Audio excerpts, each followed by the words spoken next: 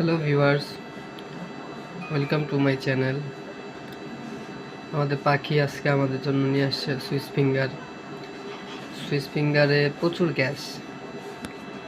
গ্যাসের কারণে কালকেও লুচি আর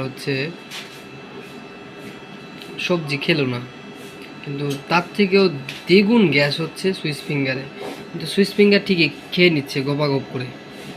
এটার একটা বিচার করবেন আপনারা। আপনাদের কাছে এই বিচারটা আমরা রাখলাম, ঠিক আছে? এটা হচ্ছে অনেক আগের একটা হার, এটার ওজন প্রায় 2 ভরি 10 আনা। তো এই মডেলের হার মূলত আজ থেকে 25 থেকে 30 বছর আগে মানুষটা ব্যবহার করতো, এখন এগুলো ব্যবহৃত হয় না। তারপর আপনাদের মাঝে এটা তুলে ধরার কারণ হচ্ছে দেখানো যে আগে কেমন ডিজাইনের হার হতো।